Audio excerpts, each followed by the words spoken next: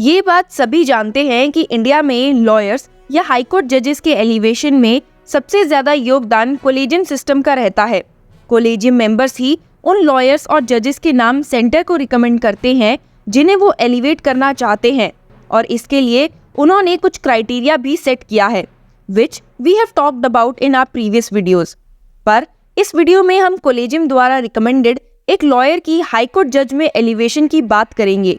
ये कोई ऐसा वैसा एलिवेशन नहीं था, but it was highly controversial and debatable.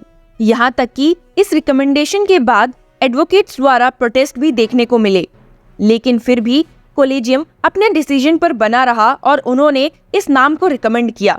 क्या था ये पूरा मामला और chief justice of India DY Chandrachud ने इस बात की सफाई देते हुए हाल ही में क्या कहा है, आइए इस वीडियो में जानते हैं। आपको याद दिला दूं कि इस साल फरवरी में एडवोकेट L. विक्टोरिया गौरी ने मद्रास हाई कोर्ट में एज ए एडिशनल जज ओथ ली थी, लेकिन वहीं दूसरी ओर सुप्रीम कोर्ट उनकी अपॉइंटमेंट से रिलेटेड 2 पिटीशंस की सुनवाई कर रहा था। दरअसल सुप्रीम कोर्ट द्वारा उनके एलिवेशन के डिसीजन ने एक बहुत बड़ी कंट्रोवर्सी को ट्रिगर कर दिया था। बार मेंबर्स इस प्रपोजल को क्रिटिसाइज करते हुए नजर आए। पूरे विवाद की रूट्स थी विक्टोरिया गौरी के political affiliations. She was the general secretary of the Bharatiya Janata Party Mahila Morcha. साथ ही Gowri also received criticism for what was described as hate speech against religious minorities, particularly Muslims and Christians. जब जस्टिस गौरी के अगेंस्ट पिटीशन लिस्टिंग के लिए mention की गई, तो chief justice of India ने इसे जल्दी लिस्ट कर दिया, revealing that the collegium has taken cognizance of the complaints against her. और उसके next day justice Sanjeev Khanna and BR Gavai के डिवीजन बेंच ने मैटर को सुना। की जानकारी के लिए बता दूं कि जब हियरिंग प्रोग्रेस में थी तो जस्टिस गौरी ने ओथ ली। In a major relief to the former assistant solicitor general for the Madras high court's Madurai bench and the newly sworn in judge of the Madras High Court, the Supreme Court dismissed the pleas challenging her appointment. The court, among other things, objected the presumption that the collegium was not aware of Gauri's political background. ऐसे तो ये मामला supreme court ने खत्म कर दिया, पर कुछ एडवोकेट्स के लिए ये एक कोलेजियम फियास्को और सेंटर्स के डबल स्टैंडर्ड्स थे। आपको जानकर हैरानी होगी कि इतने समय के बाद recently chief justice of India DY Chandrachud ने जस्टिस विक्टोरिया गौरी की अपॉइंटमेंट पर अपना ओपिनियन रखा है।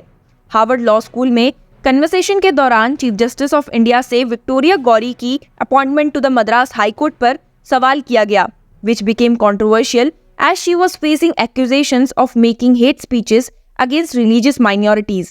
एक ऑडियंस मेंबर ने ये कंसर्न रेज किया कि कोलेजियम रिकमेंडेशंस को विड्रॉ नहीं करता है despite lawyers raising complaint against her public statements.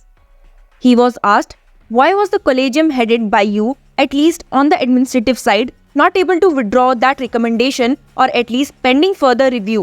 Because the bench that you had constituted to look into this case said that despite the representation given to the collegium, you all did not find it necessary, appropriate to withdraw that recommendation.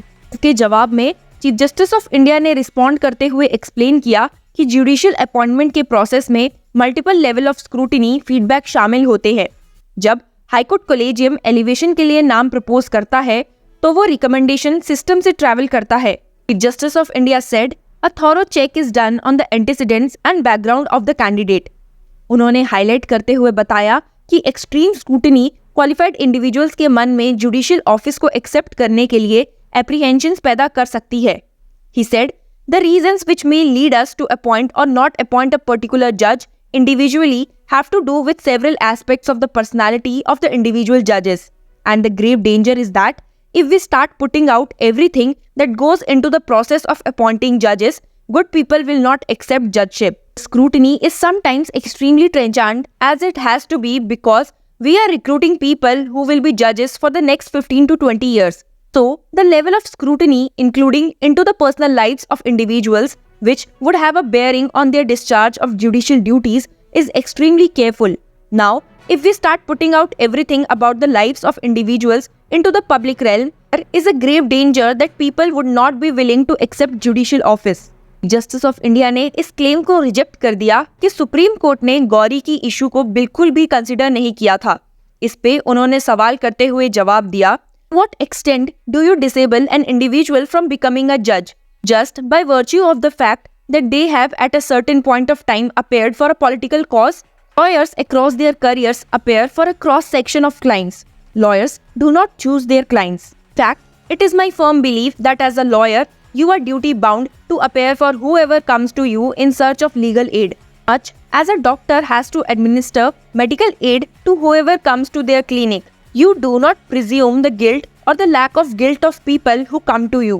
उन्होंने कहा कि past political connections individuals को जज बनने से disqualify नहीं कर सकते। उन्होंने इस स्टेटमेंट को एक एग्जाम्पल के साथ बताया कि जस्टिस कृष्णा अय्यर, जो कि एक फाइनेस्ट जज थे, उनका भी पॉलिटिकल बैकग्राउंड था। Finally chief justice of India ने जुडिशियल ऑफिस के ट्रांसफॉर्मेटिव नेचर पर एम्फसाइज किया। He also emphasised upon the accountability ensured by civil society, the media and public opinion in a democratic society, जिसका मतलब है कि जितना भी काम जजेस करते हैं वो कॉन्स्टेंटली इवैल्यूएट और री इवैल्यूएट किया जाता है by civil society and the media.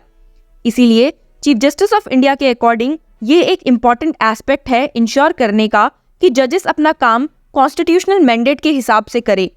तो काफी लंबे समय से जो जस्टिस विक्टोरिया की जजशिप पे सवाल उठाए जा रहे थे, चीफ जस्टिस ऑफ इंडिया ने उन पर इस कन्वर्सेशन के दौरान डिटेल में बात की है। तो क्या आपके ओपिनियन में भी चीफ जस्टिस ऑफ इंडिया के ये जवाब सही हैं? Share and keep following law chakra for more such news.